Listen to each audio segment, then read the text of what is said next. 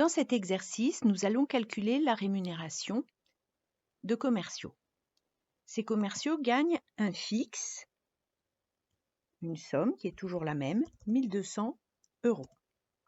Et ils gagnent tous cette somme-là, je la recopie, pour tous les employés. Deuxième poste, une indemnité. Cette indemnité dépend de la zone dans laquelle ils travaillent.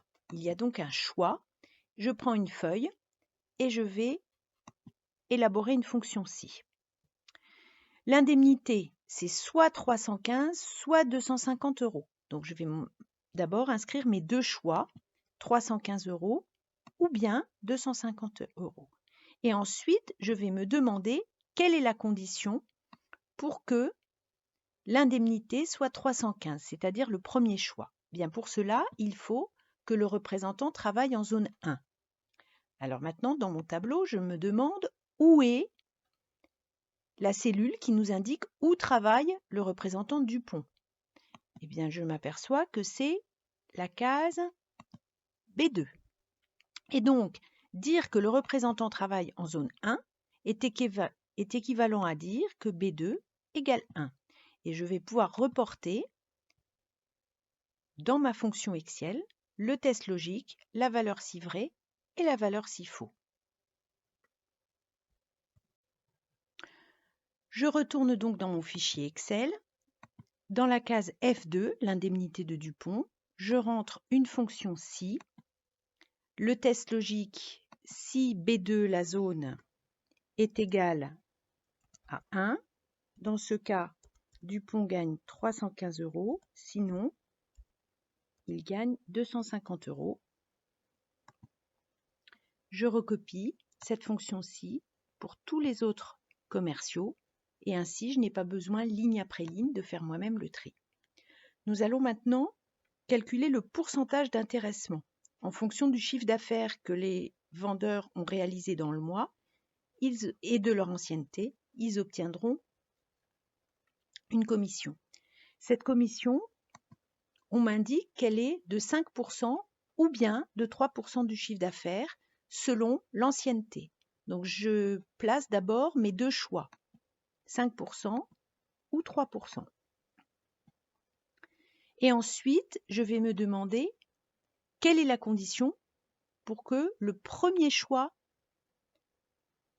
soit sélectionné. Autrement dit, quelle est la condition pour que la commission soit de 5%? C'est bien entendu que l'ancienneté soit supérieure à 10 ans. Où vois-je l'ancienneté de Dupont? Dans la case C2. Et dire que l'ancienneté Dupont est supérieure à 10 ans, ça revient à écrire C2 supérieur à 10.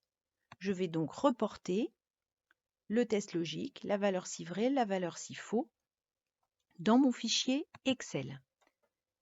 Ici, j'appelle une fonction si. Si l'ancienneté du pont, c'est-à-dire C2, est supérieure strictement à 10, alors attention, dans ce cas-là, lui, son ancienneté, elle est égale à 10, donc elle n'est pas supérieure. Si elle était supérieure, il aurait obtenu 5%, sinon 3%. En l'occurrence, Dupont, lui, n'aura que 3%, puisque son ancienneté n'est pas supérieure, mais juste égale à 10 ans. Et je vois bien, par contre, que Durand, qui a 15 ans d'ancienneté, obtient un pourcentage de 5%. Et maintenant, il ne nous reste plus qu'à calculer le salaire. Le salaire est composé d'un fixe, qui se trouve en E2, de l'indemnité, qui se trouve en F2, et il faut calculer la commission. La commission, c'est 5% de 25 000 pour Dupont, c'est-à-dire le pourcentage fois le chiffre d'affaires. G2 fois D2. Je retourne dans Excel, rentrer cette formule, donc égale le fixe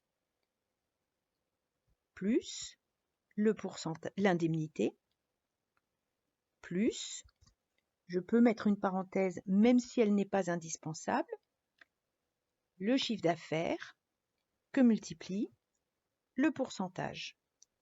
Je ferme ma parenthèse. Et cette formule, E2 plus F2 plus D2 fois G2, je la recopie pour tous les autres employés. Ensuite, je fais mon total avec la fonction somme. Donc, somme de H2 à H7. Puis, pour le salaire maximal, je vais chercher la fonction maximale, donc maximum de H2 à H7. La fonction minimum, je la trouve également